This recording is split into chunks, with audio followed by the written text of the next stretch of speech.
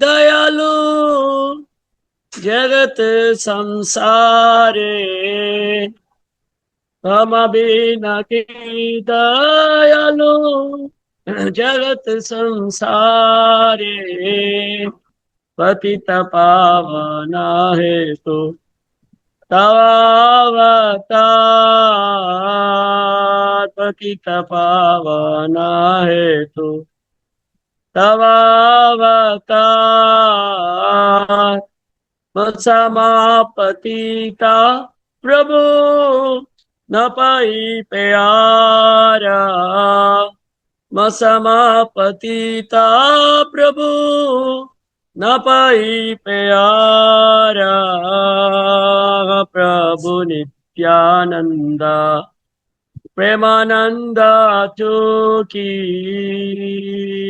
प्रभु नित्यानंद प्रेमानंद चुकी, कृपा बोलो कन करो আমি বড় তুকি, কৃপা বলো কানা করো আমি বড় তুকি, দয়া করো সীতাপতি অদ্বৈত গোসাই, দয়া করো সীতাপতি অদ্বৈত গোসাই, तव कृपा बोले पाय चैतन्य निताय, तव कृपा बोले पाय चैतन्य निताय, गौरंगेर निज सखी पंडित गदाधरा, गौरंगेर निज सखी पंडित गदाधरा, श्री श्रीवास हरि दशा मोरे कृपा करो, श्री श्रीवास हरि दशा मोरे कृपा करो, स्वरूप सनातन रूप रघुनाथ, स्वरूप सनातन रूप रघुनाथ, भट जुगा श्री जीवा प्रभु लोकनाथ, भट जुग श्री जीवा प्रभु लोकनाथ, दया करो श्री आचार्य प्रभु श्रीनिवास, दया करो श्री आचार्य प्रभु श्रीनिवास, रामचंद्र संगमा है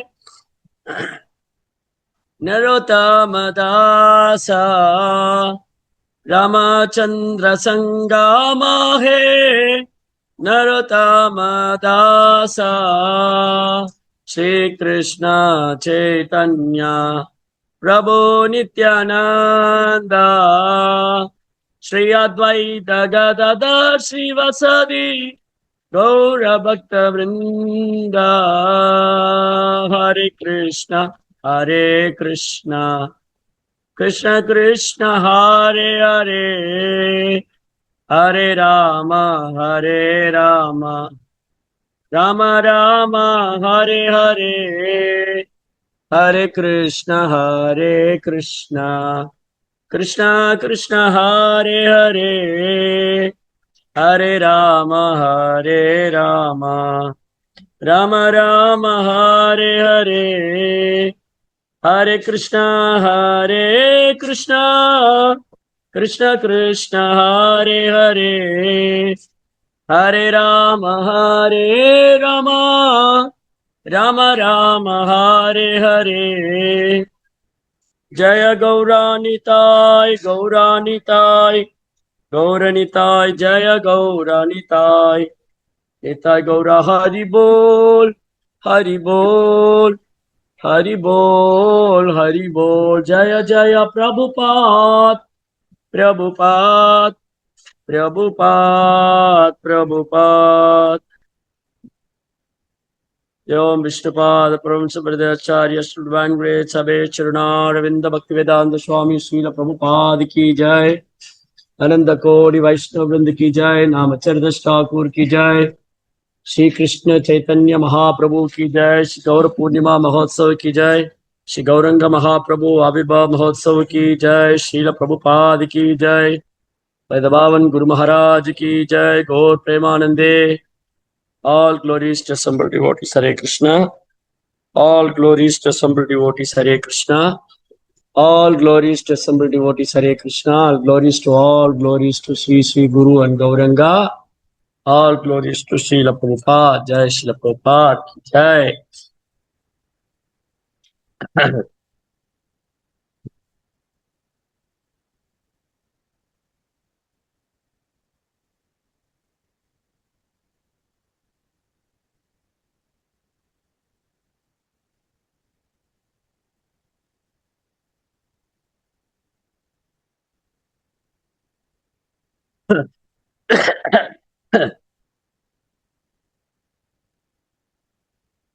जय जय श्री चैतन्य जय नित्यानंदा जय अद्वैत चंद्र जय धीर भक्त वृंदा।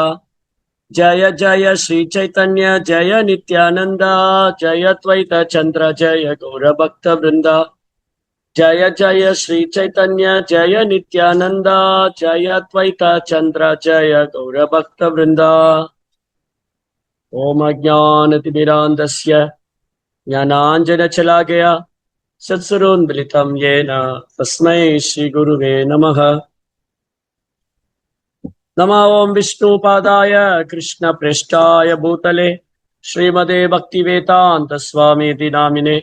नमस्ते सारस्वती देवे गौरवाणी प्रचारिणे निर्विशेष शून्यवादी भाष्यतदेशतारिणे। जय श्री कृष्ण चैतन्य प्रभु नित्यानंद श्री अद्वैत गदाधर श्रीवासदि गौर भक्त वृंद।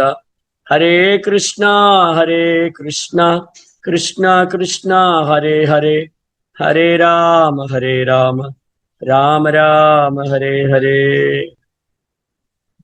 वैराग्य विद्या निज भक्ति योगा शिक्षात्मेकं पुरुषं पुराण। श्री कृष्ण चैतन्य शरीरधारी कृपाम्बुदित्यमहं प्रपद्ये। श्री गौरंग महाप्रभु की जय। श्री गौर पूर्णिमा महोत्सव की जय।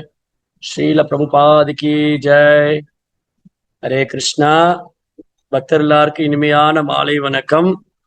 இன்றைய கௌர கதா சைதன்ய லீலைகளை கேட்க வந்திருக்கிற இந்த சத்சங்கத்துல வந்திருக்கிற எல்லா பக்தர்களுக்கும் மகாபுருடைய ஆசீர்வாதம் கிடைக்கணும். எல்லாரும் கிருஷ்ண பக்தியில முன்னேற்றம் அடையணும்னு பிரார்த்தனை பண்ணிக்கிறோம். ஹரே கிருஷ்ணா கிருஷ்ண கிருஷ்ணா ஹரே ஹரே ஹரே ராம ராம ராம ஹரே ஹரே. எல்லா பக்தர்களுக்கு என்னுடைய பணிவான நமஸ்காரம். ஹரே கிருஷ்ணா. பிரபு ஹரி கிருஷ்ணா பிரபு ஹரே கிருஷ்ணா. ஸோ நாளைக்கு கௌர பூர்ணிமா பண்டிகை. இதுல ஒரு விசேஷம் என்னன்னு கேட்டா, பொதுவா கௌர பூர்ணிமா பண்டிகை இன்னைக்கு சந்திர கிரகணம் இருக்காது. ஆனா நாளைக்கு கரெக்டா சந்திர கிரகணம் வருது. கரெக்டா சைதன்ய மகாபிரபு எப்ப தோன்றினாரு, சரியாக பகவான் எப்போ தோன்றினார்னா 500 ஆண்டுக்கு முன்பாக பல்குனி பூர்ணிமா, இந்த பங்குனி மாதத்துல வரக்கூடிய பூர்ணிமா பௌர்ணமி அன்னைக்கு சந்திர கிரகணம். அந்த கிரகண வேலையில பொதுவா கிரகணம்ங்கிறது ஒரு இன்ஆஸ்பீசியஸ் டைம், அமங்கலமான ஒரு நேரம். அது அவ்வளவு சுத்தமான நேரம் இல்லை. அதனால கிரகணம் பிடிக்கிற நேரம் பொதுவா ஒரு 10 நிமிஷம் கிரகணத்தை பத்தி பேசிட்டு அப்புறம் நம்ம இன்னைக்கு சத்சங்கத்துக்கு போலாம். இதுக்கு முன்னாடி இதை பத்தி பேசினாங்கன்னா தெரியல, இருந்தாலும் நான் உங்களுக்கு ஷேர் பண்ணிக்கிறேன். அதாவது ராகு அப்படிங்கிற கிரகம், ராகு என்ற தேவதை என்ற அசுரன், அவர் சூரியனை தாக்க போகும்போது, ராகு சூரியனை தாக்க போறது சூரிய கிரகணம், ராகு சந்திரனை தாக்க போறது சந்திர கிரகணம். அப்போ இந்த கிரகண வேலைங்கிறது எப்போ தோன்றியது அப்படின்னா, ஒரு முறை பார்க்கடல் கடைஞ்சாங்க. தேவர்கள் அசுரர்கள்லாம் சேர்ந்து பார்க்கடல் கடையும் போது அதுல அமிர்தம் வந்தது. தன்வந்திரி பெருமாள் அமிர்தத்தை எடுத்துன்னு வந்தார். அப்போ இந்த அசுரங்கள்லாம் என்ன பண்ணாங்க, தன்வந்திரி கையில இருக்கிற அமிர்தத்தை பார்த்த உடனே, அமிர்த கலசத்தை பார்த்த உடனே பிடுங்கிட்டாங்க. பிடுங்கிட்டு ஓடிட்டாங்க. அப்ப கை கெட்டினது வாய் கெட்டாம போயிடுச்சு தேவர்களுக்கு. தேவர்களுக்கு என்னாச்சு, கை கெட்டினது வாய் கெட்டல. உடனே அவங்க பகவான்கிட்ட பிரார்த்தனை பண்ணாங்க. ஓ எம்பெருமானே, கேசவா, நாராயணா, மாதவா, கோவிந்தா, இது என்ன சோதனை? ஓ தன்வந்திரி பெருமாளே, நீங்க அமிர்தம் கொண்டு வந்தீங்க, அசுரங்க பிடுங்கிட்டு போயிட்டாங்களே, நாங்க என்ன செய்வோம்? நாங்க இவ்வளவு தூரம் கஷ்டப்பட்டது அமிர்தத்துக்கு தானே. அப்ப பகவான் எப்பவுமே பக்தர்களை காப்பவராகவும் அசுரர்களை தண்டிப்பவராகவும் இருக்கார். அப்ப என்ன பண்ணாரு பகவான், ஒரு அழகான ரூபம் எடுத்துட்டார். மோகினி அவதாரம், மோகினி மூர்த்தி. மோகினி அவதாரம் எடுத்தா அந்த பொண்ணு அவ்வளவு அழகு. பகவானே ஒரு ஸ்திரீ ரூபத்துல வந்துட்டார். மோகினி தேவதையா, மோகினி தேவி. அப்படி கண்கள் எல்லாம் தாமரை இதழ் மாதிரி காது வரை நின்று, நீண்ட கூந்தல், அழகான சுருள் முடி, அப்படியே மெல்லிய இடை, அப்படி சூரியனை போல பிரகாசிக்கும் உடல் தேகம். இந்த அசுரங்கள்லாம் மயங்கி போனாங்க. யாருப்பா இந்த பொண்ணு இவ்வளவு அழகா இருக்காளே, ஓரொரு அசுரனும் இந்த பெண்ணை நான் திருமணம் செய்து கொள்ள வேண்டும், இவளோட நான் வாழ வேண்டும், இல்லை நான் அபகரித்துக் கொள்ள வேண்டும், எல்லாம் அந்த பொண்ணு பின்னாடி ஓடும். எல்லா அசுரங்களும் அந்த அமிர்தத்தை விட்டுட்டு இந்த பொண்ணு பின்னாடி போக ஆரம்பிச்சிட்டான். அப்போ பகவான் ரொம்ப சாமர்த்தியமா, சாதுரியமா, அப்படி வசீகரமா அழகா பேசினார். மாயாதேவி எல்லாரையும் கவரக்கூடியவங்க. அது பகவானுடைய சக்தி. மாயாதேவியே பகவானுடைய சக்தியான மாயாதேவிக்கு எல்லாமே கவரக்கூடிய சக்தி இருக்குன்னா, அந்த சக்திமானாகிய பகவான் கிருஷ்ணருக்கு எவ்வளவு சக்தி இருக்கும்? அவர்தான் சக்திமான். அப்ப அவரு மோகினி மூர்த்தியா வந்த போது அசுரர்கள்லாம் அவங்க அழகுல மயங்கினார். அப்புறம் பகவான் சொன்னாரு, ஓ அசுரர்களே, நான் உங்களுக்கு சேவை பண்ணட்டுமா? ஓ ஸ்திரியே, நாங்கள் அல்லவா உங்களுக்கு சேவை செய்ய வேண்டும், இவ்வளவு அழகா இருக்கிறாயே. இல்ல நீங்களாம் வரிசையா உட்காருங்க, அந்த அமிர்த கலசத்தை என்கிட்ட கொடுத்துருக்கோம், நான் சேவை பண்றேன். ஓ மோகினியே, நீ என்ன சொன்னாலும் நாங்க செய்யறோம். ஒரு ஆண் பெண்ணோட அழகுல மயங்கிட்டா அந்த பொண்ணு என்ன சொன்னாலும் கேட்க தயாரா இருக்கு. அந்த பொண்ணு என்ன சொன்னாலும் கேட்க தயார். சந்தனு மகாராஜா கங்கையோட அழகுல மயங்கினார். கங்காதேவி ஒரு கண்டிஷன் போட்டாங்க, நீங்க என்ன கல்யாணம் பண்ணிக்கிட்டா நான் என்ன சொல்லலாம், நான் என்ன பண்ண என்ன கேள்வி கேட்க கூடாது. நீங்க என்ன கல்யாணம் பண்ணிக்கலாம், ஓகே நான் ரெடி. நீங்க என்ன கல்யாணம் பண்ணிக்க நான் தயாரா இருக்கேன், ஆனா என்ன கேள்வி கேட்கக்கூடாது. சந்தனு மகாராஜா அப்படி ஆகட்டுனாரு. ஒரு குழந்தைய பிறந்து கங்கை என்ன பண்ணாங்க, தூக்கி கங்காதேவி அந்த குழந்தை தூக்கி கங்கையில போட்டாங்க. சந்தனு மகாராஜால வாய் வரைக்கும் வரும் கேட்க முடியாது, ஏன்னா கங்கா விட்டுட்டு போயிட்டா என்ன பண்றது. அந்த மாதிரி இந்த மோகினி மூர்த்தியோட அழகுல மயங்கிட்டாங்க இந்த அசுரங்கள்லாம். அப்ப அசுரங்கள் எல்லாம் வரிசையா உட்கார வச்சாங்க. ஒரு பக்கம் தேவர்கள்லாம் வரிசையா உட்கார்ந்துட்டு இருக்காங்க, இன்னொரு பக்கம் அசுரங்கள்லாம் வரிசையா உட்கார்ந்துட்டு இருக்காங்க. இந்த மோகினி மூர்த்தி தன்னோட அழகுல அசுரங்கள்லாம் மயக்கிண்டு அப்படியே தேவர்கள் பக்கம் போய் அமிர்தத்தை கொடுக்க ஆரம்பிச்சிட்டாங்க. இதை ஒரு அசுரன் கண்டுபிடிச்சிட்டாரு. ஓ இந்த மோகினி பொண்ணு நம்மளை ஏமாத்துறா, சீட் பண்றா, நமக்கு அமிர்தம் கொடுக்குறேன்னு சொல்லிட்டு போய் தேவர்களுக்கு கொடுத்துட்டு இருக்காளே. இந்த முட்டாள் அசுரங்கள்லாம் அவளை அழகுல மயங்கி போய் அப்படியே கண்ணு சிமிட்டா பார்த்துட்டு இருக்காங்களே. இந்த ஒரு அசுரன் மட்டும் கண்டுபிடிச்சிட்டான். அவன் என்ன பண்ணான், சந்திரனுக்கும் சூரியனுக்கு நடுவுல உட்காந்துட்டான். சந்திரனுக்கு சூரியனுக்கு நடுவுல உட்காந்துட்டு அந்த அமிர்தத்தை நான் தான் பருகுவேன். அப்ப மோகினி அப்படி கொடுத்து கையை நீட்டுறான். அப்ப அவன் கையை நீட்டும் போது மோகினி தேவி அப்படி அமிர்தம் ஒரு டிராப் இந்த கையில விழுந்தது. ஆனா மோகினி கண்டுபிடிச்சிட்டா, இந்த பையன் தேவன் கிடையாது, அசுரன். ஓ இந்த நபன் அசுரன். உடனே தன் சுதர்சனம் எடுத்து அவன் தலையை சீவிட்டு, அப்படியே ஒரே சீவுதான், இளநியை சீவுற மாதிரி. அந்த இளநிக்காரன் இளநியை சீவுவார் இல்லையா, அதே மாதிரி இந்த மோகினி ஒரு சுதர்சனம் எடுத்து அப்படி ஒரு சீவிட்டாங்க தலை. ஆனா அந்த அசுரன் ஒரு துளி அமிர்தம் பருகி விட்டதுனால அவன் உடல் 2 துண்டுகளாக, ராகு கேது 2 இன்விசிபிள் பிளானட், கண்ணுக்கு தெரியாத கிரகம், ராகு வந்து சூரியனை தாக்க வரும்போது அது சூரிய கிரகணம், ராகு வந்து சந்திரனை தாக்க வரும்போது சந்திர கிரகணம். அப்ப கிரகணங்கிறது ஒரு மலம் கழிக்கும் நேரத்துக்கு ஒப்பானது, ரொம்ப அமங்கலமான ஒரு நேரம். அந்த கிரகண வேலையில வெளியில சுத்துறது, சமைக்கிறது, சாப்பிடுறது, புலன்பு அனுபவிக்கிறது எதுவுமே பண்ணக்கூடாது. கிரகண வேலையில எந்த விதமான பௌதிக செயலுமே பண்ணக்கூடாது. சாப்பிடுறது, தூங்குறது, புலன்பு அனுபவிக்கிறது, சமைக்கிறது எதுவுமே செய்யக்கூடாது. அந்த கிரகணம் முடியக்கூடிய வேலையில புனித நதிகள்ல போய் நீராடும். யாராவது கங்கை கரையில இருக்காங்க, யமுனா கரை நதிக்கரையில இருக்காங்கன்னா அந்த புனித நதியில போய் நீராடும். சுவாமி, நாங்கெல்லாம் மலேசியால இருக்கோம், நாங்க எங்க கங்கைக்கு போறது, நாங்க எங்க யமுனாவுக்கு போறது? ஒன்னும் பிரச்சனை இல்லை. வீட்டுல பாத்ரூம்ல போய் தப்பா தண்ணி எடுத்து கங்கா கங்கா கங்கா அப்படின்னு கங்கையோடைய புகழ் பாடி கங்கையை மனதில் நினைத்து கொண்டு ஜெய் கங்கே மாதா துமி ஜெய் கங்கே மாதா ஜெய் கங்கே மாதா துமி ஜெய் கங்கே மாதா அப்படின்னு கங்காவுடைய புகழ் பாடிண்டு கங்கா கங்கா கங்கான்னு கங்கையை நினைச்சு யாரு தண்ணி எடுத்து தலையில ஊத்திக்கிறாங்களோ, பக்கெட்ல இருந்து தண்ணி எடுத்து பாத்ரூம்ல போய் யாரு கங்கையை நினைத்து கொண்டு ஸ்நானம் பண்றாங்களோ அவங்க வந்து புனிதம் அடைவாங்க. அது கங்கையில குளிச்சதுக்கு ஒப்பானது. கங்கையோடைய புகழ் பாடுறதும் கங்கையை வழிபடுறதும் வேற வேற இல்லை. கங்கையை நினைப்பதும் கங்கையை தரிசிப்பதும் வேற வேற இல்லை. கங்கா தேவி பதித பாவனி. பதிதா அப்படின்னா வீழ்ந்த ஆன்மா, பாவனி என்றால் வீழ்ந்த ஆன்மாக்களை விடுவிப்பவன்.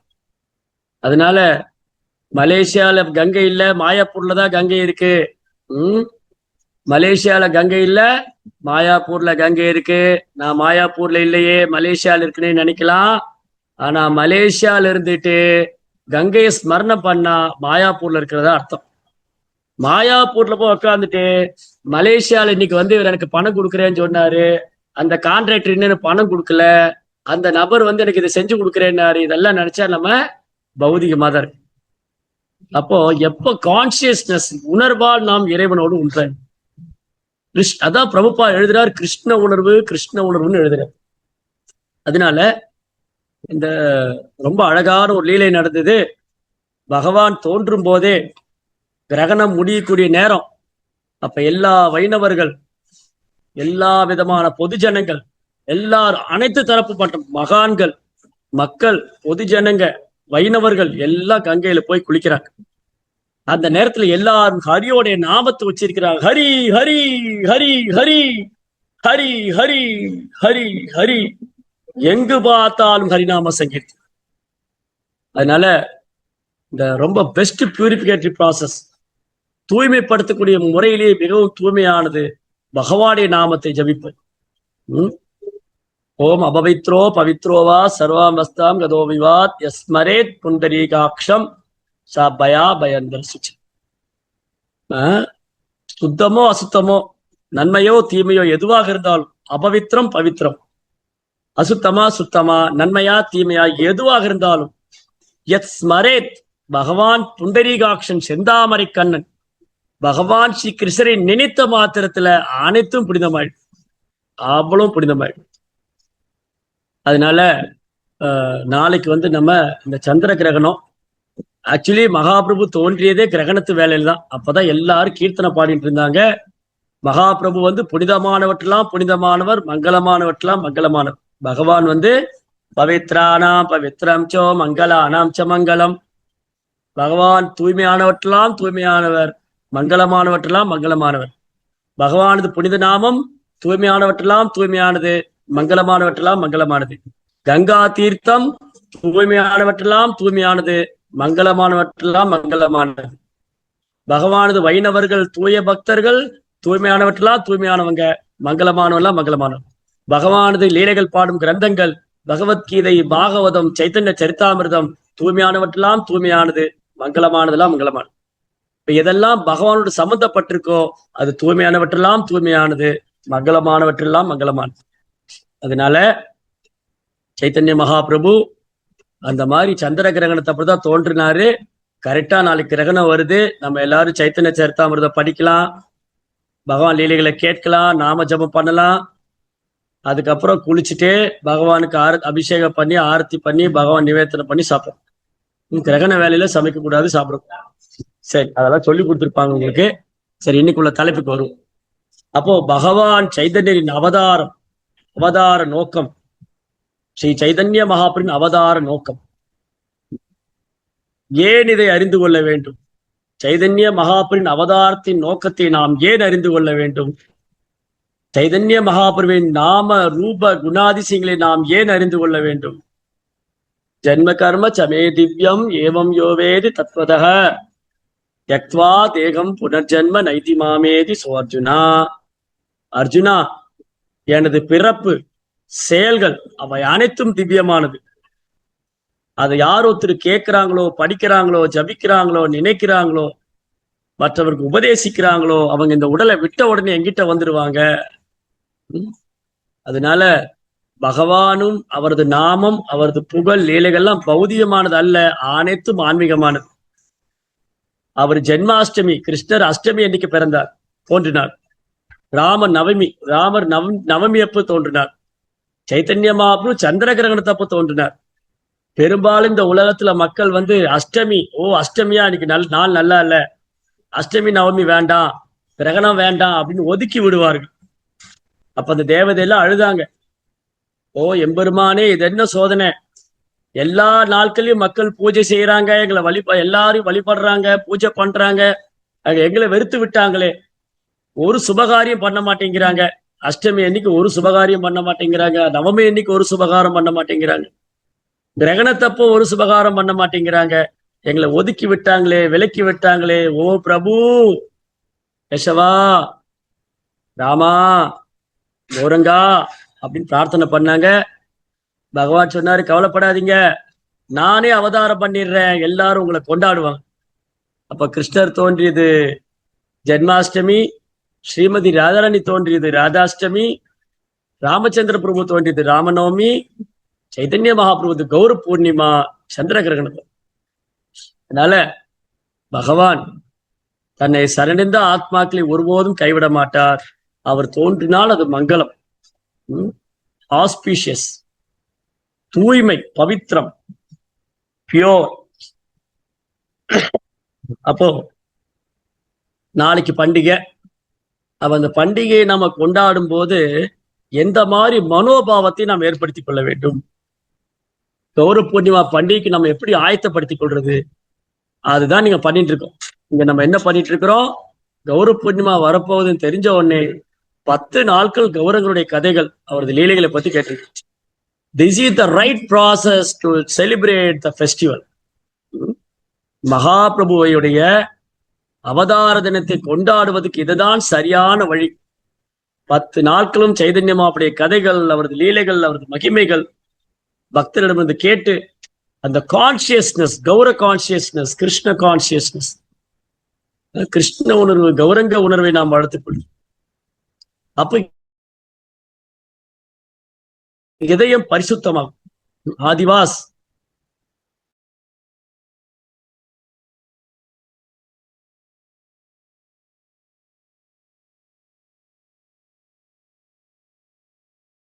இதெல்லாம் வைத்துக்கொண்டு நம்ம கோமியம் இதெல்லாம் நம்ம தூய்மைப்படுத்தக்கூடியது, நவதானியங்கள் எல்லாம் வச்சு ஒருவர் பகவானை ஆவிங்கனம் பண்ணி அவரை வரவழைத்து அவர்கிட்ட பிரார்த்தனை செஞ்சு,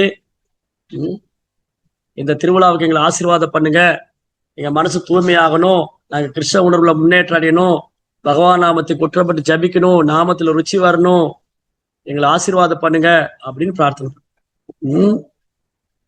அதனால பண்டிகை கொண்டாடுவதற்கு நம்ம ஆயத்தப்படுத்திக் கொள்வது. எப்படி ஆயத்தப்படுத்திக் கொள்றது? நம்ம உணர்வுகளை நாம் தூய்மை செய்து கொள்வது, பகவானது நாம ரூப குணாதிசயங்களை தொடர்ந்து கேட்பது, பாடுவது, இப்படி நம்ம கிருஷ்ண உணர்வை வளர்த்துக் கொள்வது. சரி, அப்போ நேற்றைய வகுப்புல நான் நவதீப் மண்டல் பரிக்கிரமா போயிருந்தேன். அங்க குளிர்னால எனக்கு தோட்ட இன்ஃபெக்ஷன் ஆயிடுச்சு, சளி பிடிச்சிக்கிச்சு, அதனால இருமல் வந்துட்டே. சரி, ஒரு தொந்தரவா இருக்கும், மன்னிச்சுக்கோங்க. சரி, அப்ப என்ன நடந்தது? நேற்றைய வகுப்புல நம்ம சைதன்ய மகாபுருடைய அவதார நோக்கத்தின் வெளிப்புறமான காரணம், எக்ஸ்டர்னல் ரீசன். எதனால் ஸ்ரீ சைதன்ய மகாபிரபு தோன்றினார்? அவருடைய அவதாரம், திரு அவதாரம், பகவான் கௌரங்கர் ஸ்ரீ சைதன்ய மகாபிரபுவின் திரு அவதார நோக்கத்திற்கான வெளிப்புறமான காரணத்தை நாம் பார்த்தோம் சைதன்ய சரித்தாமிரதத்திலிருந்து. ஸ்ரீ சைதன்ய சரித்தாமிரதத்தில் கிருஷ்ணதாஸ் கவிராஜ் கோஸ்வாமி சைதன்ய மகாபுருடைய அவதாரத்தின் வெளிப்புற காரணத்தை மிக அழகாக வர்ணிச்சிருந்தார். அது ஒரு 3 காரணம் படிச்சோம். யாரா ஞாபகம் வச்சிருந்தா கை தூக்குங்க. சைதன்ய மகாபிரபு தோன்றியதுக்கான வெளிப்புற காரணம் 3 ரீசன், எக்ஸ்டர்னல் ரீசன். சேட் பாக்ஸ்லயும் போடலாம், இல்ல கையை உயர்த்தலாம். எனக்கு ஞாபகம் இருக்கு, நேற்று பேசணும், நம்ம படிச்சோம் இந்த 3 காரணம். என்னென்னது?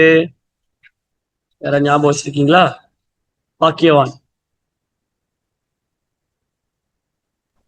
ஹரே கிருஷ்ணா பிரபு. ஒரு சத்தம் இல்லையே. சொல்லுங்க madam. It's for the Patita Pavana, the Karunai for the fallen souls. One reason. Another reason yes. for Yuga Good. Dharma. Super. And the other one is for the Krishna Prema. Yes, very good. Thank you, Mataji.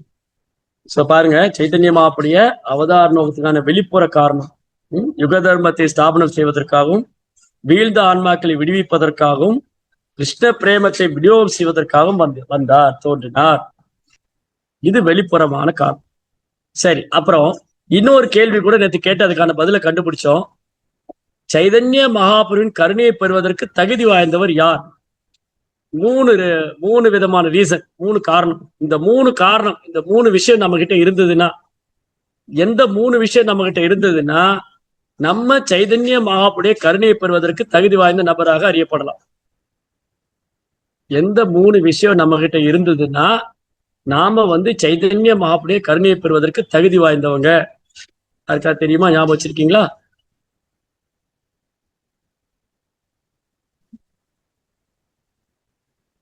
சரியா சொல்றவங்களுக்கு ராதாஜீவன் பிரபு கௌர பூர்ணிமா பிரசாதம் கொண்டு வந்து தருவார்.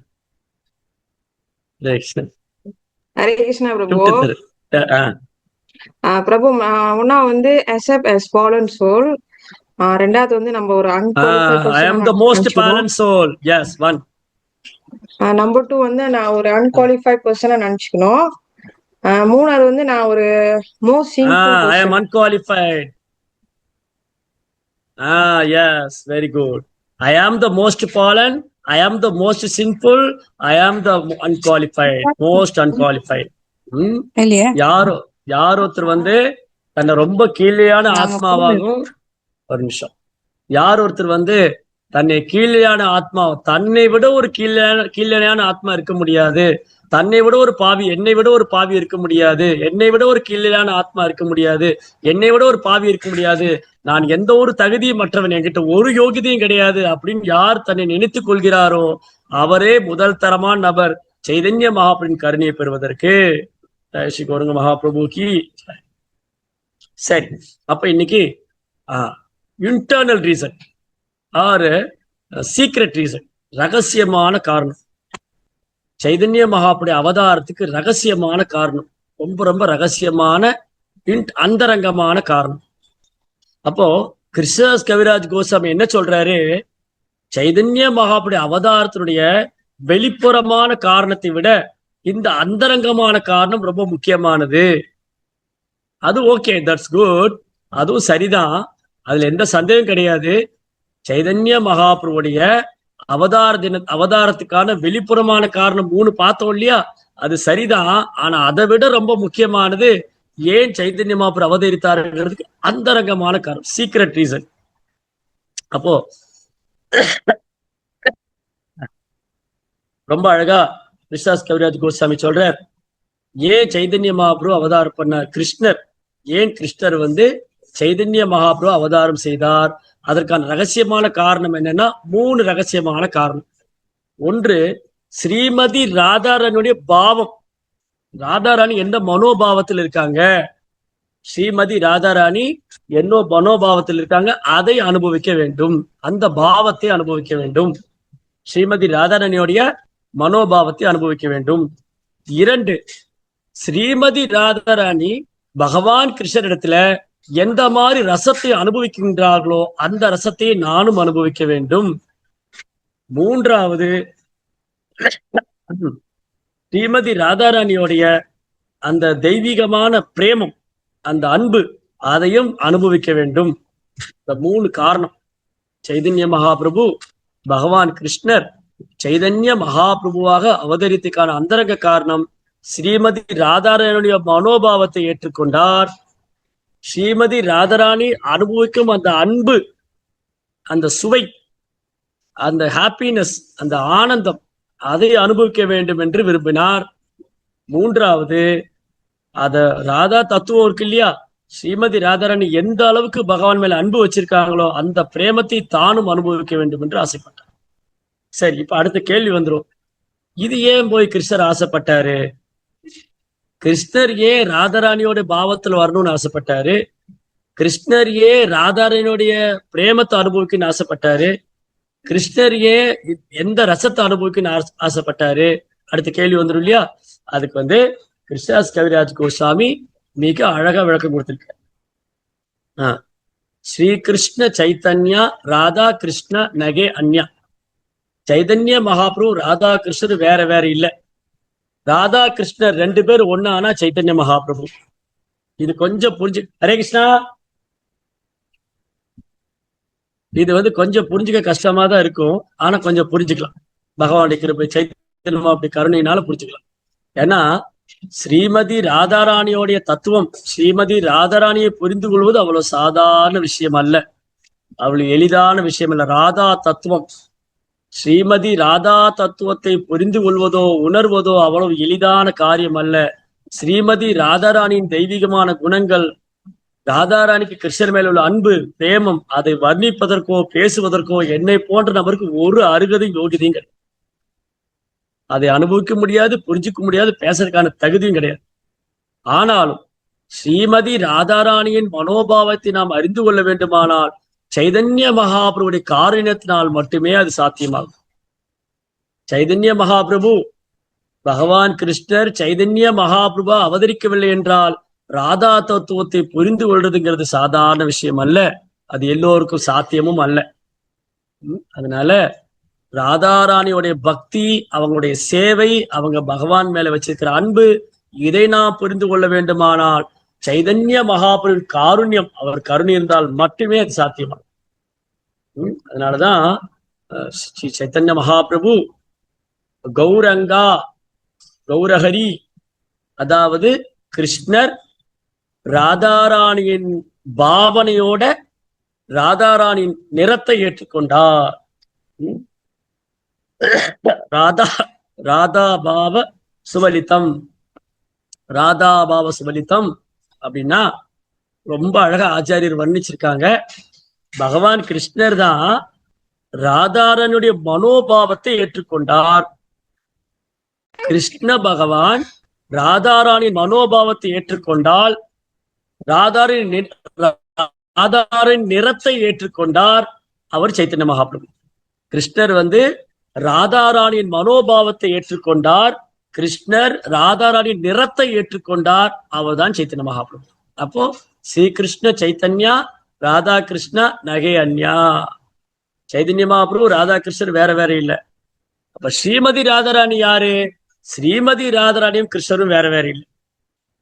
என்ன சாமி ஒரே குழப்பமா இருக்கு.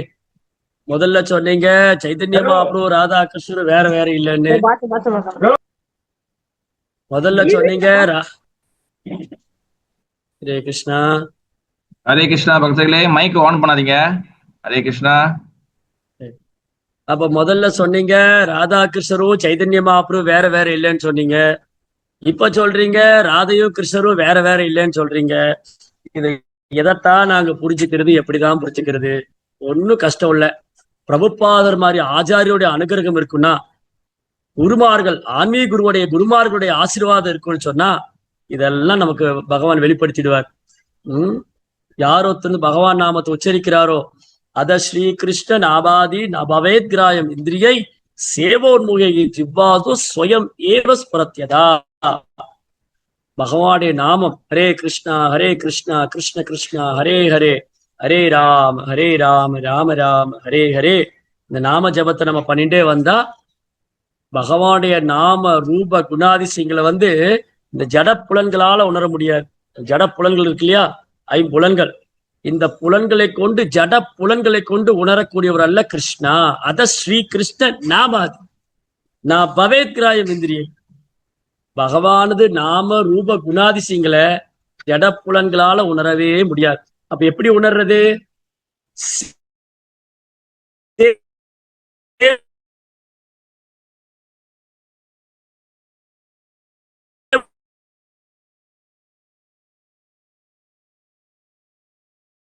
பகவான் கிருஷ்ணர் தன்னை தானே வெளிப்படுத்துவார்.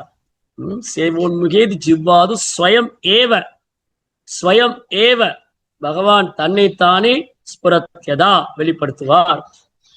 அதனால இந்த ஹரே கிருஷ்ணா மந்திரத்தை எவ்வளவு கவனமா உச்சரிக்கிறோமோ, குற்றங்கள் செய்யாம, குறைகள் காணாம, வைஷ்ணவருக்கு அபராதம் பண்ணாம, 10 குற்றங்களை தவிர்த்து பகவானுடைய புனித நாமத்தை உச்சரிக்கும் போது 10 குற்றங்களை தவிர்த்து நம்ம ஹரே கிருஷ்ணா மந்திரத்தை கவனமா உச்சரித்து நாம ஜபத்தை ஒழுங்கா பண்ணுனா, குற்றம் குறை இல்லாம பண்ணா பகவான் தன்னைத்தானே நமக்கு வெளிப்படுத்துவார். அதுக்கப்புறம் பகவானுக்கு நிவேதனம் செய்த மகா பிரசாதம், ஆச்சாரியன் உண்ட மகா பிரசாதம், இதை நாம் ஏற்றுக்கொண்டால் நாக்கு தூய்மையர். சோ நாக்கு சுத்தமாகும் போது வயிறு, பாலுறுப்பு எல்லாம் சுத்தமாயிடும். அப்ப உடல் சுத்தமாயி மனசு சுத்தமாகும் போது கிருஷ்ணர் தன்னைத்தானே நமக்கு வெளிப்படுத்திட்டார். இப்ப நிறைய பேர் சவால் விடலாம், மலேசியால கூட சவால் விடலாம். ஓ, நீங்கெல்லாம் ஹரே கிருஷ்ணா இஸ்கானுக்கு போறீங்க, கிருஷ்ணரை காமிக்க முடியுமா உங்களால? கடவுள் இருக்காரா? பிரபுபாட்டியே சவால் விட்டாங்க. பிரபுபாட்ட கேட்டாங்க, Swamiji, you are saying God is there, Krishna is supreme God, can you show me God please, can you show me God? Prabhupada சொன்னார், I can show you God but you can't see him. அவங்க சொன்னாங்க பிரபுபாதிட்ட, ஓ சாமிஜி, இங்க கடவுள் இருக்காரு, கிருஷ்ணர் தான் கடவுள்னு சொல்றீங்க, கடவுளை காமிக்க முடியுமா? எங்க கடவுளை காமிங்க, கிருஷ்ணரை காமிங்க. பிரபுபா சொன்னாரு, என்னால காமிக்க முடியும், உன்னால பார்க்க முடியாது. என்னால கிருஷ்ணரை காமிக்க முடியும், உன்னால பார்க்க முடியாது. ஏன்னா உனக்கு அந்த பார்வை இல்லை, அதற்கான பார்வை. பக்தி என்ற மைப்பூசப்பட்ட கண்களால் தான் பகவானை காண முடியும். பிரேமாஞ்சன சுரித பக்தி விலோச்சனேன. யார் கண்ணில் பக்திங்கிற மை பூசப்பட்டிருக்கோ அவங்களாலதான் கிருஷ்ணரை பார்க்கணும். அப்போ ஸ்ரீமதி ராதாராணி பகவானுடைய அந்தரங்க சக்தி, பலாதினி சக்தி. சோ கிருஷ்ணாட்டிருந்து பல்வேறு தத்துவங்கள் வரும். நாம தத்துவம், விஷ்ணு தத்துவம், குரு தத்துவம், அது மாதிரி சக்தி தத்துவம். சக்தி மீன்ஸ் எனர்ஜி, பகவானுடைய சக்தி தத்துவம். பகவான்ட்டு 3 விதமான சக்தி இருக்கு, ஹலாதினி, சந்தினி, சம்பித். ஹலாதினி சக்தி என்று ஒன்று உண்டு, சந்தினி சக்தி என்று ஒன்று உண்டு, சம்பித் என்ற சக்தி உண்டு. பகவானுடைய சக்தி எல்லையற்றது, அச்சிந்திய சக்தி. அந்த எல்லையற்ற சக்தியை 3 கேட்டகரியா வச்சிருக்காங்க. பகவானை ஒட்டுமொத்த படைப்பு, அப்புறம் அவருக்கு அதுக்கான அறிவாற்றல், அதுக்கப்புறம் பகவானுக்கு ஆனந்தம், பகவானுக்கு பேரானந்தம் தரக்கூடிய சக்தி, pleasure potency. Lord Krishna's pleasure potency is ஹலாதினி சக்தி. பகவான் ஸ்ரீ கிருஷ்ணருக்கு பேரானந்தம் தரக்கூடிய சக்தி வந்து ஹலாதினி சக்தி. அந்த ஹலாதினி சக்தி தான் ஸ்ரீமதி ராதாராணி. ராதா ராதா, ஆராதனா, ஆராதா. ராதை என்று சொன்னாலே பகவானுக்கு சேவை செய்வது, ஆராதனை செய்வதுதான். ஆன்மீக உலகத்துல ராதாராணி தோன்றிய உடனேயே அவங்க எங்க பகவானுக்கு சேவை செய்யலாம், பூக்கள்லாம் எங்க இருக்கும், எங்க கிருஷ்ணருக்கு மாலை தொடுத்து போகணும். ராதையோடைய சேவைக்கும் பக்திக்கும் ஈடு இணையே கிடையாது. சைத்தன்ய மகாபிரபு பாடியிருக்கார், ரம்யா காஞ்சி துபாசனா வர்ஜவது. பகவான் கிருஷ்ணருக்கு நிறைய பக்தர் இருக்காங்க, பகவான் கிருஷ்ணருக்கு நிறைய பக்தர் இருக்காங்க. மதுராபுரியில வந்து வசுதேவர், தேவகி, அக்ரூரர். அதுக்கப்புறம் வந்து துவாரகையில 108 ராணிகள், ருக்மிணி, சத்யபாமா, அப்புறம் நாரதர். அதுக்கப்புறம் வந்து நிறைய பக்தர்கள் இருக்காங்க, பிரகலாதன், லக்ஷ்மணன், சீதா, நிறைய சொல்லலாம். ஆனா இந்த பக்தர்கள்லயே உயர்ந்தவங்க, பகவானுடைய பக்தர்லயே உயர்ந்தவங்க பிருந்தாவனத்து கோபிகள். அந்த பிருந்தாவனத்து கோபிகள்லயே ரொம்ப சிறந்தவங்க அஷ்ட சகிகள், 8 கோபிகள். அந்த 8 கோபிகள்லயும் உயர்ந்தவங்க ஸ்ரீமதி ராதாராணி. ஸ்ரீமதி ராதாராணியின் அன்புக்கும் பக்திக்கும் ஈடு இணையே கிடையாது. அவங்க பகவான் மேல வச்சிருக்கிற அன்பு, சேவனம் ஒருத்தரும் கிட்ட நெருங்க முடியாது. அவங்க பிருந்தாவனேஸ்வரி, தப்த காஞ்சன கௌரங்கி ராதே பிருந்தாவனேஸ்வரி ரிஷபானு சுதேதேவி பிரணமாமி ஹரிப்ரியே. ஓ ராதாராணி, நீங்க பிருந்தாவனத்தின் ராணி, தப்த காஞ்சன கௌரங்கி, தங்கத்தை உருக்கி காய்ச்சிய பொன்னிறம் கௌரங்கி. ராதே பிருந்தாவனேஸ்வரி, ஓ பிருந்தாவனத்து ராணி, ரிஷபானு மகாராஜின் புதல்வியே ரிஷபானு சுதேதேவி, என்னுடைய பணிவான வணக்கங்களை ஏற்றுக்கொள்ளுங்கள். அதனால ஸ்ரீமதி ஸ்ரீமதி ராதாராணி பகவான் மேல வச்சிருக்கிற அன்புக்கும் சேவைக்கும் பக்திக்கும் நிகரானவங்களும் கிடையாது. அந்த பக்திக்கு கிட்ட நெருங்கவே முடியாது. அப்போ ஓரொரு பக்தரும் பகவான்ட்டு ஓரோ விதமான அன்பு பரிமாற்றம் செய்யறாங்க. பகவானின் சேவகனாக, நண்பனாக, பெற்றோராக, உறவினராக, தன் காதலியாக. ஹனுமான், நான் ராமனின் சேவகன். அர்ஜுனன், நான் கிருஷ்ணரின் நண்பன். வசுதேவர் தேவகி, நான் கிருஷ்ணரின் பெற்றோர். யசோதாமா, நந்தகோபர், நான் கிருஷ்ணரின் பெற்றோர்கள். ஆனா பிருந்தாவனத்து கோபிகள் கிருஷ்ணர் மேல் காதல் பாவம் கொண்டு 5 விதமான ரசங்கள், பகவானிடம் 5 விதமான ரசம் அன்பு பரிமாற்றம் செய்யலாம். நீங்க ரசம்னே கிச்சன்ல வைக்கிற தக்காளி ரசம், கொள்ளு ரசம், எள்ளு ரசம், பைனாப்பிள் ரசம் எல்லாம் நினைச்சுக்காது. இது வேற ரசம். ரசம் என்றால் சுவை. சாந்த, தாசிய, சக்கிய, வாத்சல்ய அண்ட் மாதுரியம். சாந்த ரசம் பகவானை முழுமுதற் கடவுளாக தியானிப்பது, அவரை வழிபடுவது. தாசியம், பகவானது சேவனாக அவர் மேல் அன்பு செய்வது. சக்கியம், அவருடைய நட்பு உறவு கொள்வது. வாத்சல்யம், அவருடைய பெற்றோர் பாவத்தில் அவருடைய அன்பு செய்வது. மாதுரியம், அவருடைய காதலியாக இருப்பது. அந்த மாதுரியத்திலும் 2 சுவை உண்டு, ஸ்வக்கியா அண்ட் பராக்கியா. ஸ்வக்கிய ரசா அண்ட் பராக்கிய ரசா. துவாரிகள் உள்ள ராணிகள்லாம் கிருஷ்ணர் மேல காதல் கொண்டாங்க. கிருஷ்ணரை கணவராக நினைத்துக் கொண்டாரு. கிருஷ்ணர் கணவன், நான் மனைவி. ஐஸ்வர்ய பாவம். துவாரிகளுக்கு ராணிகள் லட்சுமி தேவிகள். ருக்மணி, சத்யபாமா, ஜாம்பவதி, நாக்னஜி, பக்தரா, லக்ஷ்மணா, காலிந்தி, மாதிரி 16,108 மனைவிகள். அவங்க சக்கிய ரசம், பகவானோடு கணவன் மனைவி உறவு கொண்டாங்க, ஐஸ்வர்ய பாவம். ஆனா பிருந்தாவனத்து கோபிகளின் ரசம் பராக்கிய ரசம். பகவானை காதலனாக பாவித்து அந்த காதல் பாவம். அப்போ ஒரு நாள் பகவான் கிருஷ்ணர் யோசிக்கிறார். கிருஷ்ணதாஸ் கவிராஜ் கோஸ்வாமி சைத்தன்ய சரிதாமில் எழுதியிருக்காரு, பிருந்தாவனத்துல பகவான் கிருஷ்ணர் யோசிக்கிறார். எனக்கு நிறைய பக்தர்கள்லாம் இருக்காங்க, கோடிக்கணக்கான எண்ணற்ற அண்ட சராசரங்கள், எண்ணற்ற பிரம்மாண்டங்கள், ஆன்மீக உலகம், பௌதிக கோடிக்கணக்கான பக்தர்கள் இருக்காங்க. அந்த பக்தர்களே எல்லோருமே பல்வேறு ரசங்கள் அன்பு பரிமாற்றம் செய்யறாங்க. ஆனா ஸ்ரீமதி ராதாராணி மட்டும் ஏன் என் மேல அவ்வளவு அன்பு வச்சிருக்காங்க? ஸ்ரீமதி ராதாராணிக்கு மட்டும் ஏன் என் மேல அவ்வளவு அன்பு? ஸ்ரீமதி ராதாராணிகிட்ட என்னை கவர்ந்தது, அவங்ககிட்ட அவங்களை கவர்ந்தது என்னிடம், அவங்களுக்கு கவர்ந்தது என்ன? ஸ்ரீமதி ராதாராணிக்கு ஏன் என் மேல அவரை கவர்ச்சி? ஏன் என்கிட்ட அப்படி என்ன ஆனந்தம்? ஸ்ரீமதி ராதாராணி என்னிடம் என்ன ஆனந்தத்தை அனுபவிக்கிறாங்க? ஏன் எப்போ என் மேலே என்னையே நினைச்சுக்கிட்டு இருக்காங்க? ராதாராணிய பாவம் என்ன? ஸ்ரீமதி ராதாராணியின் பாவம் என்ன? யாராலும் புரிந்து கொள்ள முடியாது, பகவானை தவிர. அதனால பகவான் யோசிச்சாரு, இந்த ஸ்ரீமதி ராதாராணி இருக்காங்களே, அவங்க என் மேல பரமானந்தம் அனுபவிக்கிறாங்க. எப்பவுமே ஒரு பாவத்துல அப்படியே அவங்க கண்ணெல்லாம் கண்ணீர் மல்க அப்படி ஆனந்தத்தை அனுபவிக்கிறாங்க. அந்த ஆனந்தம், அந்த சுவை என்ன? அந்த ரசம். அந்த ரசத்தை நானும் அனுபவிக்க வேண்டும். பகவானுக்கு இன்னொரு திருநாமம் ரசராஜ். ரசராஜ்னா எல்லா ரசங்களையும் அனுபவிப்பார், ரசங்களுடைய ராஜா. எல்லாமே அவர்கிட்ட தான் தோன்றுது.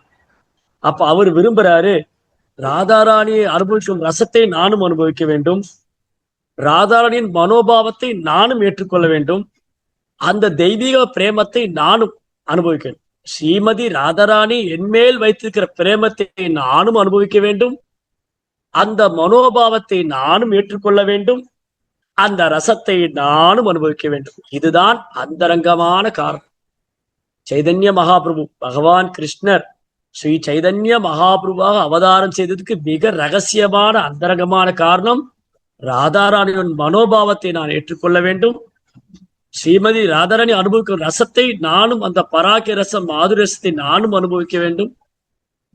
அந்த பிரேமம், ராதாராணிக்கு என் மேலுள்ள பிரேமம், கிருஷ்ண பிரேமத்தை நானும் அனுபவிக்க வேண்டும்.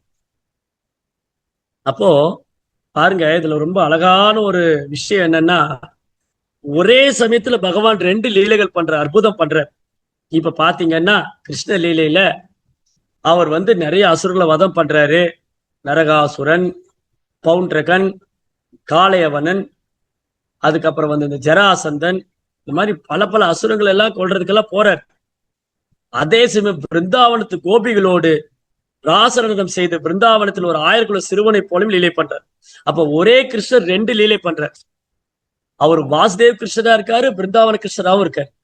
பாத்தீங்களா, பகவானுடைய பிருந்தாவன லீலையில, சரி பகவானுடைய கிருஷ்ண லீலையில அவர் அசுரர்களை கொல்லும் போது வாசுதேவ் கிருஷ்ணராகவும், கோபிகளோடு நடனமாடும் போது பிருந்தாவன கிருஷ்ணராகவும் அனுபவிக்கிறார். அதே மாதிரி சைத்தன்ய மகாபிரபு யுக தர்மத்தை ஸ்தாபனம் செய்வதற்காக ஹரிநாமத்தை கீர்த்தனம் செய்தார். அதே ஹரிநாமத்தில் ராதாராணியின் பாவத்தில் கிருஷ்ண பிரேமத்தை அனுபவித்தார். அப்போ ஒரு பக்கம் சைத்தன்ய மகாபிரபு வெளிப்புறத்துல யுக தர்மத்தை பிரச்சாரம் செய்யறார், கிருஷ்ண பிரேமத்தை விநியோகம் பண்றார். இன்னொரு பக்கம் உள்புறத்துல அந்த கிருஷ்ண பிரேமத்தை அவரே அனுபவிக்கிறார். இன்னும் ஒரு அழகு பாத்தீங்களா, பகவான் கிருஷ்ண பிரேமத்தை விநியோகம் செய்யவும் செய்யறாரு, அது என்னன்னு அனுபவிச்சும் பாக்குறாரு. இன்னும் ஒரு அழகான, இதெல்லாம் விட்டுட்டு இந்த ஜட உலகத்துல மலேசியாலையும் கோயம்புத்தூர்லயும் பெரம்பலூர்லயும் குப்பை கொட்டிக்கிட்டு பாருங்க நம்ம நிலைமை. பகவானுடைய சேவையை புறக்கணித்து விட்டு பகவான் மேல உள்ள அன்பை நம்ம தூக்கி போட்டுட்டு இங்க ஜட உலகத்துல ஜட உலகம் எடுத்து கஷ்டப்படுன்றோம். அப்போ சைத்தன்ய மகாபுருடைய திரு அவதாரத்துக்கான ரகசியமான காரணம், ராதாராணியின் மனோபாவத்தை அவரே ஏற்றுக்கொள்றார், அந்த மாதுரிய ரசத்தை அவரே அனுபவிக்கிறார், அந்த கிருஷ்ண பிரேமத்தை அவரே அனுபவிக்க நினைக்கிறார். அப்பதான் ராதாராணிக்கு ஏன் என் மேல அவ்வளவு பற்றுதல், ஏன் என் மேல அவ்வளவு அன்பு, ஏன் ஸ்ரீமதி ராதாராணி என்னை விட்டு பிரிவதே விரும்புவதில்லை, ஏன் எப்போ ராதாராணி 24 மணி நேரம் என்னையே நினைத்து கொண்டு எனக்கு சேவை செய்து கொண்டிருக்கிறார், அந்த சுவையை நானும் அனுபவிக்க வேண்டும், அந்த ஆனந்தத்தை நானும் அனுபவிக்க வேண்டும், அந்த பாவத்தை நானும் ஏற்றுக்கொள்ள வேண்டும் என்று பகவான் கிருஷ்ணர் சைதன்ய மகாபிரபு அவதாரம். அதனாலதான் ஒருத்தருக்கு சந்தேகம் வந்துடலாம், சரி சுவாமி கிருஷ்ணர் ராதாராணியோடைய மனோபாவத்தை ஏத்துக்கிட்டாரு, ராதாராணியோடைய மனோபாவத்துல வந்தாரு, ஏன் அந்த நிறத்தையும் ஏற்றுக்கொண்டார்? அடுத்த ஒரு கேள்வி வரலாம். சரி, கிருஷ்ண பகவான் முழுமுதற் கடவுள், அவரு ராதாராணியோடைய மனோபாவத்தை ஏத்துக்கிறதுல தப்பு இல்லை, அந்த ரசத்தையும் அனுபவிக்க நினைச்சாரு, அது எதுக்கு நிறத்தை மாத்திக்கிட்டாரு? அதே நிறத்திலே வந்திருக்கலாமே, அவர் அந்த மழைக்காலத்து மேகத்தை ஒத்த நிறத்திலே வந்திருக்கலாமே, அவர் மேகவண்ணனா வந்திருக்கலாமே, அவர் ஷாம சுந்தரனா வந்திருக்கலாமே, ஏன் கௌர சுந்தரனா வரணும், ஏன் கௌரங்கனாக வரணும், ஏன் பொன்னிறத்தை ஏற்றுக்கொள்ள வேண்டும்? ஏனென்றால் ஆச்சாரியர்கள் மிக அழகாக கூறியிருக்கின்றார்கள், பகவான் தன்னை காணும் பொழுது அந்த கௌரங்க நிறம், கிருஷ்ணர் கௌரங்கனாக வரும்போது ராதானின் பாவம் மட்டுமல்ல நிறத்தையும் ஏற்றுக்கொள்றார். அவருக்கு துளி கூட நினைவிருக்காது நான் கிருஷ்ணர் என்று, அவர் துளி கூட நினைக்க மாட்டான் கிருஷ்ணன், நான் பகவானுடைய சேவகன், பக்தனாக. அதனாலதான் சைத்தன்ய மகாபிரபு தன்னை பக்தனாவே காட்டிக்கொண்டார். யாராவது சைத்தன்ய மகாபிரபு ஓ கௌரங்கரே மகாபிரபு, சைத்தன்ய மகாபிரபு நீங்க கிருஷ்ணர் தான் அப்படின்ட்டா அவர் காதை பொத்திட்டு விஷ்ணு விஷ்ணு விஷ்ணுன்னு சொல்லுவார், அது காதலே கேட்க மாட்டார். ஏன்னா பகவான் தன்னை மறைத்து கொள்கிறார், அவர் ராதாராணியின் பாவத்தை ஏற்றுக்கொண்டார், அதனால ராதாராணியின் நிறத்தையும் ஏற்றுக்கொண்டார், அந்த பொன்னிறம் அதான் கௌரங்கன். ராதாராணி கௌரங்கி, சைத்தன்ய மகாபிரபு கௌரங்கன். சரி, அப்போ கிருஷ்ண பகவான் சைதன்ய மகாபிரபு அவதரிச்ச போது அந்த பிரேமத்தை வெளிப்படுத்தினார். நீங்க பாத்தீங்கன்னா சைதன்ய மகாபிரபுடைய ஆரம்ப கால லீலை, அவர் நிமாய் குழந்தை நிமாயாக வந்தது, நிமாய் பண்டிதனாக நவதீப் தாமத்துல ஒரு மிடுக்கான ஆச்சாரியனாக பிராமணனாக வலம் வந்தது, அது வரைக்கும் மகாபிரபு ஒரு பிராமண குழந்தையாக, ஒரு சிறு ஒண்ணும் அறியாத குழந்தையாக, ஒரு பண்டிதனாக, ஒரு பிராமணனாக வலம் வந்தார். ஆனா எப்ப சைதன்ய மகாபிரபு நாம சங்கீர்த்த இயக்கத்தை துவங்கினாரோ அன்று முதல் அவர் வந்து கௌரவ பிரேமத்தை, அது கிருஷ்ண பிரேமத்தை வெளிப்படுத்த ஆரம்பிச்சார். தன்னுடைய தந்தையார் மறைவுக்கு அப்புறம் கயையில போய் தன்னுடைய தந்தைக்கு ஸ்ராதா கொடுக்கறதுக்கு போன சைதன்ய மகாபிரபு, கௌரங்க மகாபிரபு அங்க ஈஸ்வரபுரியை சந்திக்கிறார். ஈஸ்வரபுரி என்ற தீட்சை பெற்றுக் கொள்றார். அதுக்கப்புறம் பகவான் நாமத்தை உச்சரிக்க ஆரம்பிக்கிறார். சைதன்ய மகாபிரபு கிருஷ்ண பிரேமத்தை வெளிப்படுத்துறார். மகாபிரபு நாம ஜெபிக்கும் போது கண்கள் இருந்து அருவி மாறி கண்ணீர், உடல் நடுநடுக்கும், நான் தழுதலுக்கும், வயிர்கள்லாம் குத்திட்டு நிற்கும் அஷ்ட சாத்விக பாவம். சைதன்ய மகாபிரபு பகவான் கிருஷ்ணரின் நாமத்தை உச்சரிக்கும் பொழுது அவரது உடலில் 8 விதமான மாற்றங்கள், அஷ்ட சாத்விக பாவம், 8 விதமான மாற்றங்கள் ஏற்படும். இந்த கை ஜாயிண்ட் எல்லாம் இருக்கு இல்லையா, இதெல்லாம் அப்படி உள்ள போயிடும், இதெல்லாம் அப்படி சுருங்கிடும். ஆமை மாதிரி, ஆமை எப்படி தன் புலன்களை கூட்டுக்குள்ள இழுத்துக்குமோ அந்த மாதிரி சைதன்ய சரிதாமிரத்துல சொல்லியிருக்கு. சைதன்ய மகாபிரபுக்கு கிருஷ்ணர் மேல பிரேமம் அதிகரிக்கும் போது தன் புலன்கள்லாம் அப்படி உள்ள போயிடும், ஆமை கூட்டுக்குள்ள போன மாதிரி. அதுக்கப்புறம் சில நேரம் அழுவார், சில நேரம் சிரிப்பார், சில நேரம் தரையில உருண்டு பெறலுவார், மயங்கி விழுந்துருவார். கண்ணுல இருந்து அருவி மாதிரி தார தாரையா கண்ணீர் வடிஞ்சுட்டே இருக்கும். உடலெல்லாம் மயிர் குத்துட்டு இருக்கும், நாவெல்லாம் தழுதல். இதெல்லாம் நம்மளால யூகிச்சு கூட பார்க்க முடியாது. நம்மை போல கட்டுண்ட ஜீவாத்மா, பந்தப்பட்ட ஆத்மாக்கு இதை யூகிச்சே பார்க்க முடியாது. ஏன்னா நம்மளுடைய பக்தி எல்லாம் சாதனா பக்தி தான். ஏதோ பண்ணணுமே, குருகிட்ட வாக்கு கொடுத்துட்டேனே, 16 மாலை சொல்றேன்னு வாக்கு கொடுத்துட்டேன், 4 விதிமுறை கடைபிடிக்கணும்னு வாக்கு கொடுத்துட்டேன் அப்படின்னு நம்மை நாம் போர்ஸ் பண்ணி அப்படி ஒரு உத்வேகத்துல பக்தி பண்ணிட்டு இருக்கோம். பக்தர்கள்லாம் சொல்றாங்க, அவங்க எல்லாம் செய்யறாங்க, நம்மளும் செய்யணும். ஆனா சைதன்ய மகாபிரபு வெளிப்படுத்தது பிரேம பக்தி, பாவ பக்தி. அது உன்னதமான நிலை, ஹையஸ்ட் லெவல். பக்தியினுடைய எண்டு பிரேமம். பாத்தீங்களா? ஆதோ ஸ்ரத்தா, தத சாது சங்க, அத பஜன கிரியா, அனத்த நிவசிஷ்டா, நிஷ்டா, ருச்சி, ஆசக்தி, பாவா, பிரேமா. பிரேமாங்கிறது 9th stage. நம்ம எங்க இருக்கிறோம்? ஃபர்ஸ்ட்லயே உட்கார்ந்துருக்கோம். நம்பிக்கை. முதல்ல நமக்கு பகவான் மேல வலுவாத நம்பிக்கை. ஸ்ரீ சைத்தன்ய மகாபிரபு பரமபுருஷோத்தமான முழுமுதற் கடவுள். பகவான் ஸ்ரீ கிருஷ்ண சைத்தன்ய மகாபிரபு பரமபுருஷோத்தமனான முழுமுதற் கடவுள் வலுவாத நம்பிக்கை இருக்கணும். அந்த நம்பிக்கை வந்து பக்தர் சங்கத்துல வந்தாதான் வலுப்பெறும். அதுக்கப்புறம் பக்தர் கூட சேர்ந்து நாம சங்கீர்த்தனை பண்றோம், நாம ஜெபம் பண்றோம். அப்பதான் உள்ள இருக்கிற அனர்த்தங்கள்லாம் போகும். காமம், கோபம், பேராசை, பொறாமை, அகங்காரம், பொய்கர்வம். அப்பதான் பக்தியில உறுதி, அப்புறம் ருச்சி, அதுக்கப்புறம் பகவான் மேல ஈர்ப்பு. அந்த ஈர்ப்பு பாவமாக தன்னை மறந்த மெய் மறந்த நிலையில் பகவானை தியானிப்பது, நாம ஜபிக்கிறது. நம்ம கூட இப்ப ஜெபம் பண்றோம், நம்மள மாதிரி தூங்கிடுறோம். ஆனா பாவத்துல ஜெபம் பண்றது, நான் இந்த உடலல்ல ஆன்மாவின் தளத்தில் பகவானை நினைத்து கொண்டு அப்படியே மெய்மறந்த நிலையில் பிரேமம், கண்களில் கண்ணீர் மல்க முழுக்க முழுக்க பிரேமான ஆனந்தத்தோடு பகவான் மேல காதலின் வெளிப்பாடு. அதையெல்லாம் மகாபிரபு வெளிப்படுத்தினார். கிருஷ்ணர் மேல தூய அன்பு, பிரேமம். அப்ப நீங்க வந்து ஒரு 2 உதாரணம் சொல்றேன், எப்படி சைத்தன்ய மகாபிரபு பிரேமத்தை வெளிப்படுத்தினார். அவர் ஒரு நாள் சன்னியாசம் எடுத்துட்டு அவரு நவதீபத்திலிருந்து பெங்கால்ல இருந்து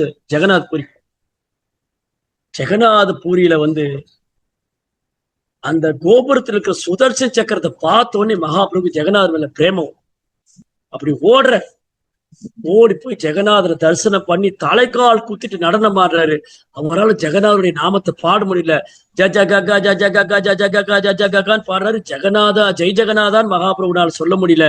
அந்த பகவான் பிரேமத்தினால சைதன்ய மகாபிரபு ஜெகநாதை பார்த்த பரவசத்துல தலை குத்திட்டு நடனமாடி அங்கேயே மயங்கி விழுந்துட்டு, உயிர் இருக்கா இல்லையான்னு தெரியல. எல்லாரும் யாரோ ஒன்று சொல்லி ஒரு தடியெல்லாம் எடுத்து அடிக்க வந்துட்டாங்க. அந்த கோயில் இருக்கிற பாண்டாக்கள் எல்லாம் இது யாரோ ஒருத்தர் பைத்தியக்கார மாதிரி ஓடி வந்து குதிச்சு அப்படியே மயங்கி விழுந்துட்டாருன்னு அடிக்க வந்துட்டார். அப்புறம்தான் சர்வபௌம பட்டாச்சாரியன் பெரும் ஆச்சாரியன் வந்தாருங்க. அவர் பார்த்தா இந்த சாது பார்த்தா இளம் வயசு 24 வயசு தான் ஆச்சு. சூரியனை போல தேஜஸ், தாமரை போல கண்கள். ஓ, யார் இந்த நபர்? இந்த மகா புருஷன் இங்க படுத்திருக்காரு. யார் இவர்? யார் கூட வந்தாரு? வந்ததுல இருந்து இப்படிதான் மயக்கத்துல இருக்காரா? உயிர் இருக்கா இல்லையா? உயிர் இருக்கா இல்ல இறந்து போயிட்டாரா? என்ன நடக்குதுங்க? அப்ப அவர் சொன்னாரு, அந்த அந்த சுத்தி இருக்கிறவங்க எல்லாம் சொன்னாங்க, அந்த பூஜாரிகள் எல்லாம், அவர் உயிர் இருக்காருன்னு தெரியல, ரொம்ப நேரம் இப்படிதான் படுத்திருக்காரு. அப்ப ஒரு சின்ன பஞ்சு துண்டு எடுத்துன்னு வந்து அப்படி மூக்கு பக்கத்துல வச்சா லேசா அசையுது. உயிரெல்லாம் இருக்கு. இவர் கூட யார் வந்தா? யாரும் இல்ல, தனியா தான் வந்தார். சரி, இவர் யாரா தேடி வந்து எங்க வீட்டுக்கு வர சொல்லுங்கன்னு அவர் கூட்டின்னு போனார். அந்த மாதிரி மகாபிரபு பக்தியின் மிக உன்னதமான நிலையை வெளிப்படுத்தினார். அவர் வந்து ரத யாத்திரையின் போது நடனம் ஆடுவார். பூரி ஜெகநாதர் ரத யாத்திரை நடக்கும் இல்லையா? ரத யாத்திரையின் முன்பு ஜெகநாதர் வந்து ரதத்துல உட்கார்ந்துருக்கார். கிருஷ்ணர், சைதன்ய மகாபிரபு, ஜெகநாதர் வேற வேற இல்ல. வாசுதேவ் கோஷங்கிற ஆச்சாரியர் பாடுறாரு,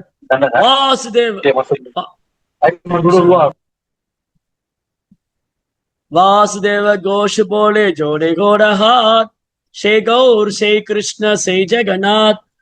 வாசுதேவ் கோஷ் என்ற பக்தர் ஆச்சாரியன் 2 கைகளையும் உயர்த்தி பறைசாற்றுகின்றார். இந்த கௌரங்கரும் ஜெகநாதரும் கிருஷ்ணரும் வேற வேற இல்ல. அதே ஜெகநாதர் அந்த ரதத்துக்கு முன்னாடி சைதன்ய கௌரங்கராக நடனம் ஆடுறார் ராதாரனுடைய பாவத்துல. அப்ப மகாபுரு என்ன பண்ணுவாரு? அவர் ரதத்துக்கு பின்னாடி போய் ஒழிஞ்சுக்குவார். அப்ப என்ன ஆகும்? ஜெகநாதர் நகர மாட்டார். ரொம்ப அழகான லீலை நடக்கும். இரண்டற்ற ஒரே மெய்ப்பொருள் பகவான் கிருஷ்ணர் ஒரு பக்கம் முழுமுதற் கடவுளாக ஜெகநாதராக ரதத்துல உட்கார்ந்திருக்கார். அதே முழுமுதற் கடவுள் ஜெகநாத் கிருஷ்ணர் சைதன்ய மகாபிரபுவாக ராதையின் பாவத்தை ஏற்றுக்கொண்டு ரதத்துக்கு பின்னாடி ஒழிஞ்சிட்டு இருக்கார். இப்ப ரதம் போக மாட்டேங்குது. எல்லாரும் ஆயிரக்கணக்கான 100கணக்கான பேர் ரதத்தை வடம் பிடிச்சு இழுக்கிறாங்க. ரதம் 1 இன்ச்சு நகரல. ராஜா பட்டத்து யானை கூப்பிட்டாரு. பூரி கஜபதி ராஜா, கொண்டு வாங்க பட்டத்து யானைய. பட்டத்து யானை வந்து பிளிருண்டு அந்த ரதத்தை பிடிச்சு இழுக்குது. 1 இன்ச்சு நகர மாட்டேங்குது. பின்னாடி யானை வச்சு முட்டுறாங்க. 1 இன்ச்சு கூட நகரல. பின்ன மகாபிரபு போய் தன் தலையால் ரதத்தை உந்தி தள்ளுற, ரதம் நகருது. அதுக்கப்புறம் மகாபிரபு ரதத்தின் முன்னாடி வந்து தலைகால் குத்து நடனம் ஆடுறார். ஜெகநாதரும் மகாபிரபு அந்த அன்பு பரிமாற்றம்.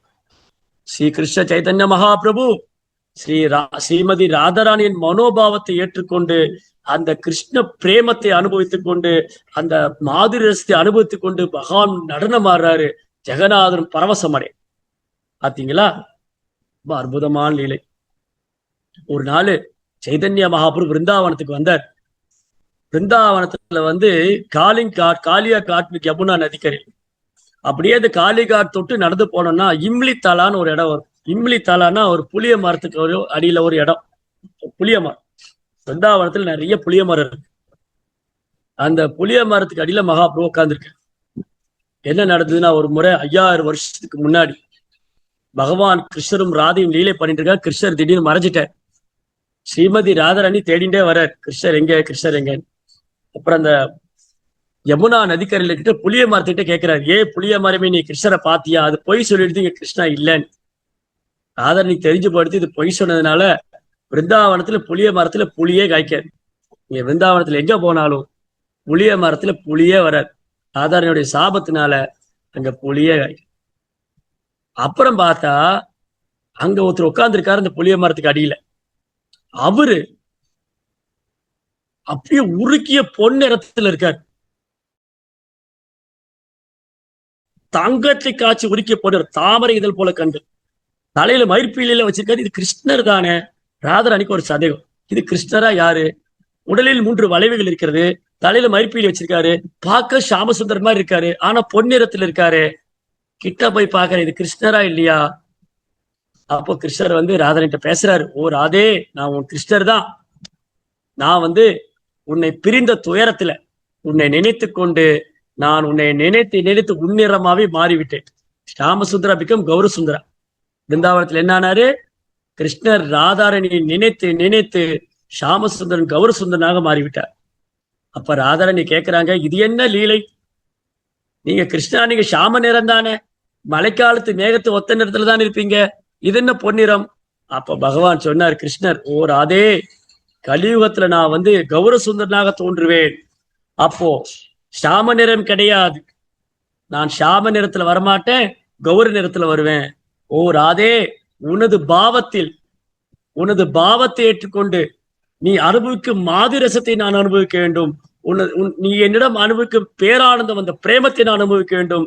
அதனால நான் கலியுகத்துல கௌர சுந்தரனா தோன்றப்பாருன்னு சொல்லி மகாபிரபுடைய அந்த ரூபம் அதை வந்து ஸ்ரீமதி ராதாராணிக்கு கிருஷ்ணர் காமிச்சு கொடுத்தார்.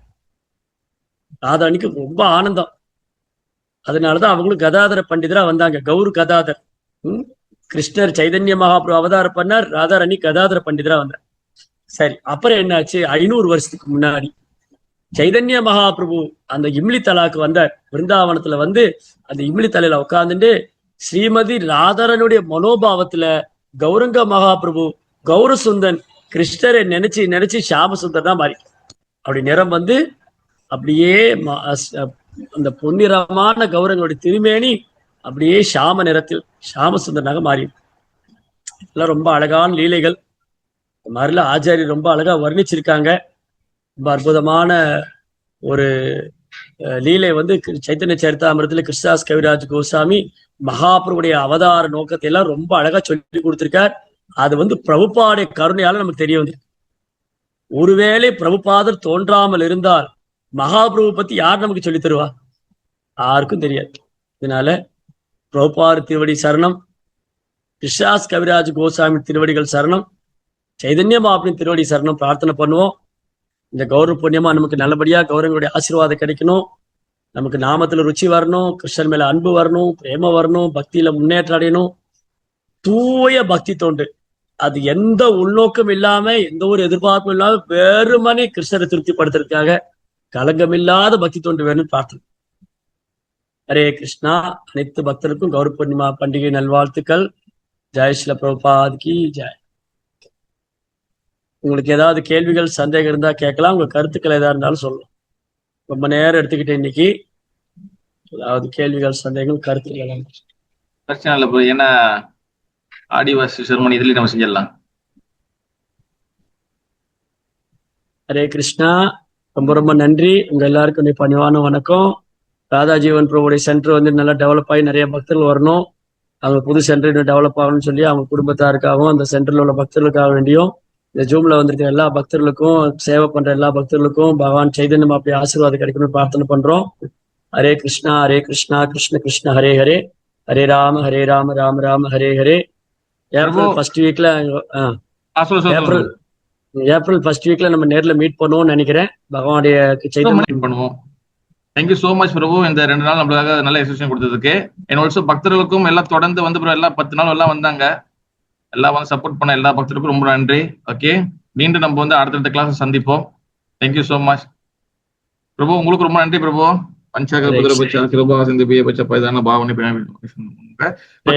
எல்லா பக்தர்களும் பிரபுவோடைய டெம்பிள் இஸ்கான் பெரம்பலூர் நல்லபடியாக கட்டிடம் நல்லா ஏறி நம்ம அவருடைய ஓப்பனிங் செரமனிக்கு எல்லாரும் போய் கலந்துக்கணும். எப்பப்பெல்லாம் நம்மளுக்கு வந்து இந்தியாவுக்கு போக டைம் இருக்கோ, தமிழ்நாடு போகும்போது கண்டிப்பா வந்து பிரபு டெம்பிள்ல போயிட்டு ஒரு 2-3 நாள் தங்கிட்டு வரலாம். ஓகே தானே பிரபு? Welcome welcome. அதான் உங்களோட டெம்பிள் நல்லபடியா வர்றதுக்கு பிரார்த்தனை பண்ணிக்கிறோம் பிரபு. ஹரே கிருஷ்ணா கிருஷ்ணா கிருஷ்ணா ஹரே ஹரே, ஹரே ராம ராம ராம ஹரே ஹரே. கண்டிப்பா நீங்க மலேசியா பக்தருக்கு ஒரு 5 ரூம் ஒதுக்கி வைக்கணும். பண்ணிடலாம். கண்டிப்பா வருவாங்க, மலேசியா பக்தர் வருவாங்க. உங்களுக்கு வந்து உங்களுக்கு ஏர்போர்ட் ரொம்ப பக்கம், ட்ரிச்சில இருந்து பக்கம் தான், உடனே 1 ஹவர்ல வந்துடலாம். ஆமா இப்பதான் பினாங்கில இருந்து நேரம் வந்துடலாமே. ஆமா, பினாங்கில இருந்து நேரம் வந்துடலாம் 1 ஹவர்ல. Okay bro. Hare Krishna bro. Happy கௌரவ புண்ணியமா ப்ரோ. கௌரவ நல்வாழ்த்துக்கள். ஹரே கிருஷ்ணா. ஜெய் ஸ்ரீ பிரபுபாத். ஹரே கிருஷ்ணா. Thank you பிரபு. ஹரே கிருஷ்ணா பிரபு. ஹரே கிருஷ்ணா. ஹரே கிருஷ்ணா. மிக்க நன்றி. Hare Krishna. Okay, Hare Krishna. Prabhu. Thank you Prabhu. Thank you Madhaja. Thank you. Hare Krishna.